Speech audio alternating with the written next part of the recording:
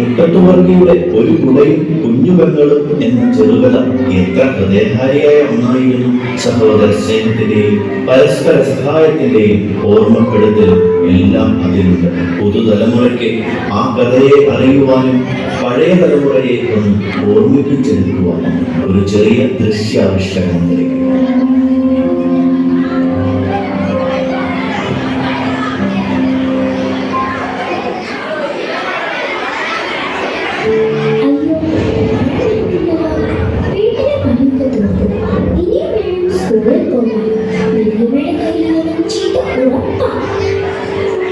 എന്താ രീതി ഒറ്റയ്ക്കിരുന്ന് സംസാരിക്കുന്നത്? സ്കൂളിൽ പോകേണ്ടതല്ലേ?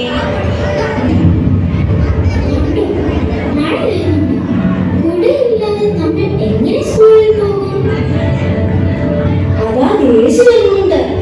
നീ ഗ്രേസിയുടെ കൂടെ കുടയിൽ കയറി വന്നേക്ക്. ഞാൻ ഒറ്റ ഓട്ടത്തിന് സ്കൂളിലെത്താം. ഗ്രേസി, ഗ്രേസി, നിന്റെ കൂടെ ഞാനോട് കയറിക്കോട്ടെ? അമ്മയുടെ കുടയിൽ കയറാൻ വന്നിരിക്കുന്നു. മാറി നിൽക്കുന്നുണ്ട്. എന്റെ കുടയിൽ കയറാൻ പറഞ്ഞു.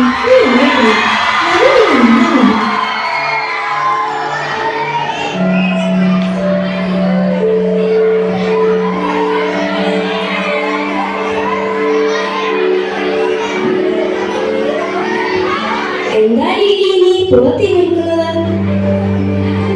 വൈകി വന്നുകൊണ്ട് ടീച്ചർ എന്നെ പുറത്താക്കി. നീ എന്താ മുഴുവൻ നനഞ്ഞു നിൽക്കുന്നത്?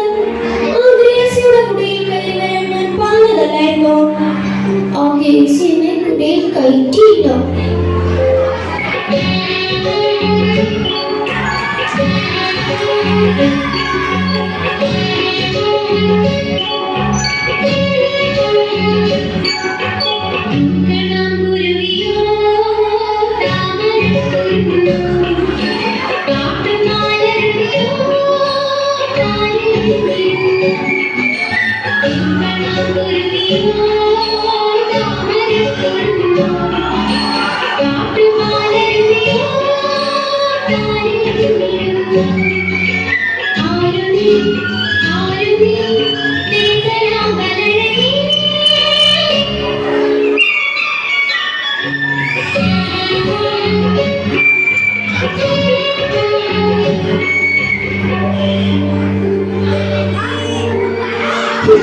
എന്റെ കുഞ്ഞു പെങ്ങൾക്ക് ചീര പിടിയിട്ട ഒരു കുടയുമായിട്ടേ ഞാൻ ഇനി തിരിച്ചു വരും.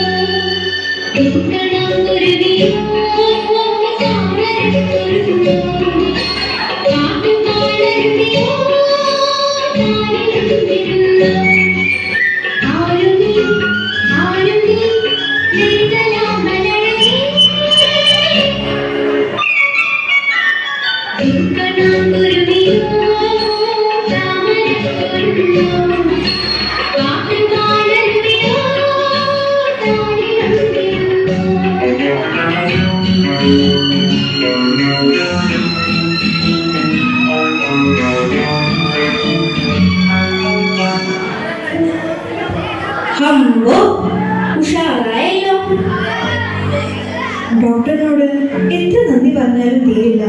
ഡോക്ടർ ഒരാൾ കാരണമാണ് എന്റെ അസുഖം മാറിയത്. എന്ത് പ്രതിഫലമാണ് ഞാൻ തരിക? ഒന്നും വേണ്ട, അസുഖം മാറിയല്ലോ, അത് മതി. അങ്ങനെ പറയില്ലേ, എത്ര പണം വേണമെങ്കിലും ഞാൻ തരാം. അങ്ങനെയാണെങ്കിൽ എനിക്കൊരു കുട വേണം, ഒരു ചില്ല് പിടിയിട്ട കുട. ശരി ഡോക്ടർ.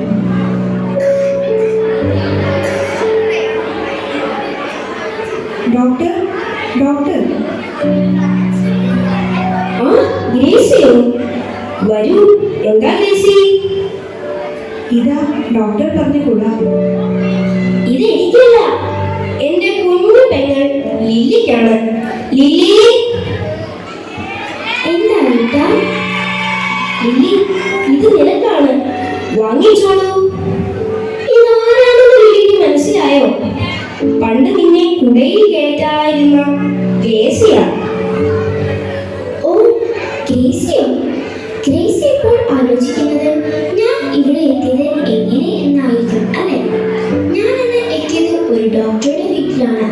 ആ ഡോക്ടർ എന്നെ പൊന്നുപോലെ നോക്കി. പിന്നീട് എന്റെ ഏട്ടനെയും തിരിച്ചു കിട്ടി. ഇപ്പോൾ എന്റെ ഏട്ടനും ഒരു ഡോക്ടറാണ്. ലില്ലി, എന്നോട് ക്ഷമിക്കണം. അറിവില്ലാത്ത പ്രായത്തിൽ ചെയ്തു പോയ ഒരു